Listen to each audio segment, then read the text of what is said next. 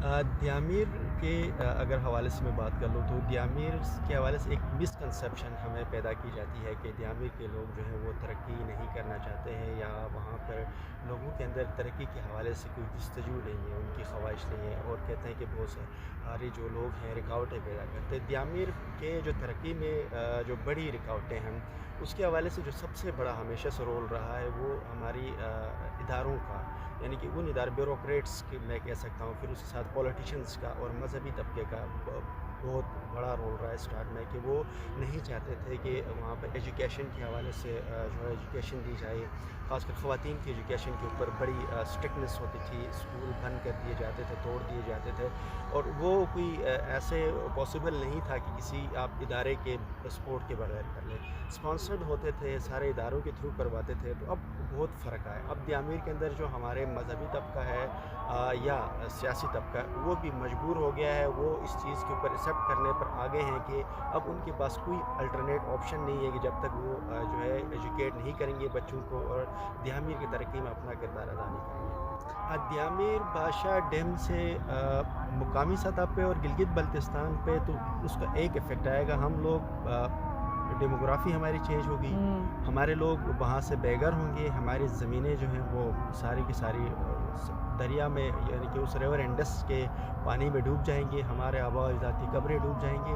इसकी बेनिफिट अभी तक तो मैं सच इसलिए मुझे नज़र नहीं आ रहा है कि जो एग्रीमेंट टर्म एंड कंडीशन के साथ जो वहाँ पर इदारों के साथ हो गए थे कि मुकामी लोगों को फैसिलिटेट किया जाएगा, वहाँ पर एजुकेशन के इदारे पहले खोल दिए जाएंगे, टेक्निकल इदारे बनाए जाएंगे, यूनिवर्सिटीज़ डेवलप कर लेंगे, जो लोगों को फैसिलिटीज़ एक किसी भी जगह में कोई इदारा आप बनाते हो तो उस इदारा बनाने से पहले आप वहाँ पर कुछ आपकी टर्म एंड कंडीशंस होती हैं, वो इन्होंने आज तक पूरा नहीं किया। तो इसलिए मैं ये समझता हूँ कि इसके बनाने से हम लोग माइग्रेट ज़रूर होंगे, हमारे यहाँ जो है कम्युनिटी है उनकी अपने आबा और अजदाद की कब्रों को छोड़कर कहीं शिफ्ट हो जाएंगे, डेमोग्राफिक चेंज होंगे, कल्चर चेंजेस आ जाएंगे, लोग पता नहीं वहाँ पर और लोग जो पाकिस्तान से डाउन से इंटरनेशनली लोग आकर वहाँ पर वो एंटरटेन करेंगे, उनके लिए एंटरटेनमेंट की जगह बनेगी, हमारे लिए कुछ नहीं होने वाला। अगर जो मौजूदा सिनेरियो है जिस किस्म की वहाँ सूरत हाल, उसमें तो मुझे नहीं लगता, मुस्तकबिल में हो सकता है कि कोई इस हवाले से कुछ प्लानिंग की जाए, लेकिन अभी तक मैं नहीं समझता कि इस डैम के प्रोजेक्ट से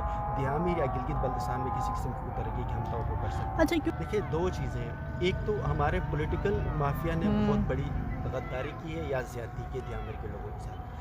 हुआ ये था कि जिस वक्त ये जो डैम की कंपनसेशन हो रही थी तो वहाँ पर जो लैंड की रेट्स लगाए गए वो इतने कम लगवाए हैं, यानी कि उसमें हमारे पॉलिटिकल और हमारे ब्यूरोक्रेसी दोनों रिस्पॉन्सिबल है कि उन्होंने लाख लाख रुपए, डेढ़ लाख रुपए के ऊपर जो है एक एक कनाल ज़मीन का लगाया। जो चलाश शहर के अंदर जो ज़मीनें 10 लाख से 13 लाख पे एक कनाल जो वावडे को दी गई, उस एरिया की ज़मीन की जो इस टाइम प्राइस है 1.5 करोड़ रुपये।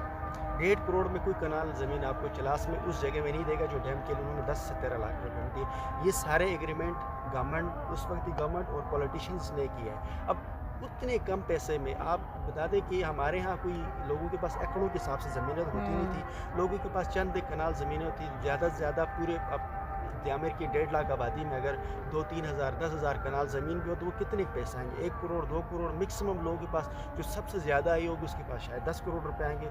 10 करोड़ या 2 करोड़ 4 करोड़ रुपए से कुछ भी नहीं बनते। आप वहाँ से यहाँ बड़े शहर में आकर आप 4 करोड़ रुपए से इधर एक मरले का घर नहीं बना सकते हो। तो हमारे लोगों के साथ टेक्निकली बहुत बड़ा हाथ हो गया। हमारे लोग आज तक ये नहीं समझ सके कि उनके साथ ये ज़्यादती किसने की। उसमें जो सबसे बड़ा रोल था उस वक्त के सियासतदानों का, उन्होंने एग्रीमेंट के दौरान अपने रेट्स को कम से कम इंटरनेशनल जो नेशनल मार्केट थे उसके हिसाब से उनको करना चाहिए था। उसके साथ जो और जो एग्रीमेंट्स जितने भी करवाए गए थे कि जो इलाके की तरक्की के लिए, वो पूरे नहीं हुए।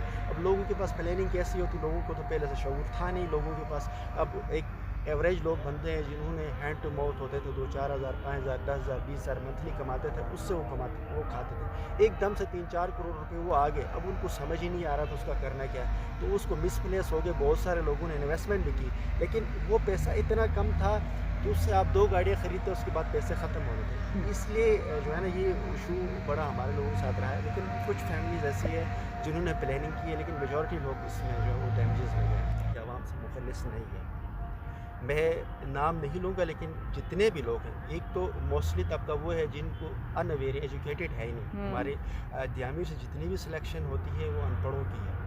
पढ़े लिखे नहीं है, समझते नहीं है चीज़ों को, पढ़े लिखे नौजवानों को आगे आने नहीं दिया जा रहा। जो स्पेशल सीटों के अंदर ख़वातीन भी लाई जा रही होती है वो भी सिर्फ फिलिंग होती है और उसका कोई मकसद नहीं होता। आपको अच्छे से मालूम है, गिलगित से आप खुद जो है गिलगित मेन सिटी से आप लोग कवर करते हो, जो हमारे ख़वातीन का जो असम्बली के अंदर बिठाई जाती है वो खाना पूरी के लिए बिठाई जाती है, उनकी कोई बात नहीं सुनी जाती, वो शायद कोई बिल भी टेबल नहीं कर सकती है।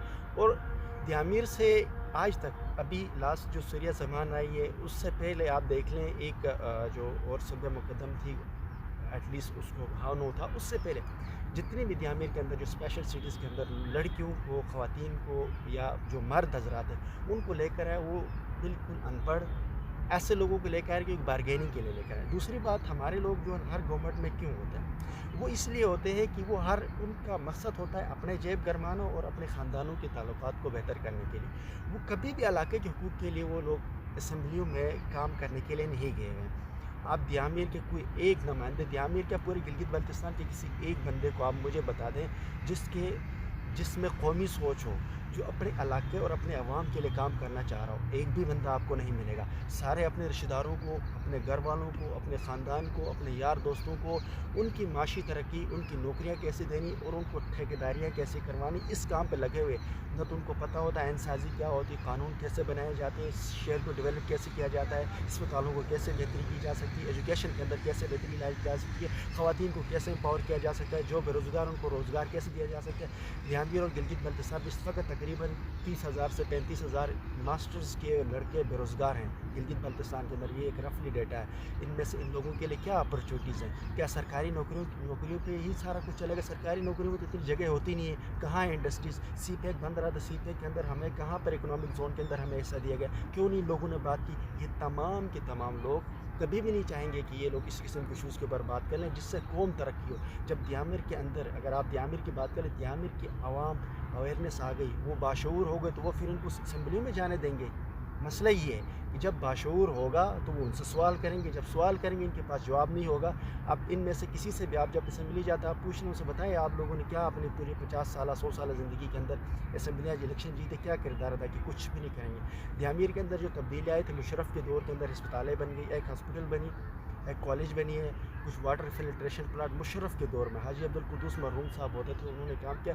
उसके बाद मुझे नहीं पता आज तक कभी दियामीर के अंदर कुछ छोटे मोटे काम कर लेते, कोई भी ऐसा नहीं है कि जिसमें ख़वातीन के हवाले से तो आज तक कभी किसी के कोई ऐसे आपको नज़र नहीं आएगा कोई ऐसा काम जिसको हम एग्ज़ाम्पल के तौर पर ले सकें, रेफरेंस के तौर पर कोट कर सकें। गिलगित बल्तिस्तान का मुस्तकबिल के दो सिनेरियो हैं। अगर हम गिलगित बल्तिस्तान के मसाइल के ऊपर काम करेंगे, अगर हम गिलगित बल्तिस्तान के नौजवानों को अवेयरनेस देकर शऊर जब तक नहीं देंगे तो हमारे गिलगित बल्तिस्तान के मसाइल हल नहीं होंगे। जो मौजूदा सिनेरियो, मौजूदा स्ट्रक्चर में अगर हम बात करेंगे तो गिलगित बल्तिस्तान का मुस्तकबिल डार्क है।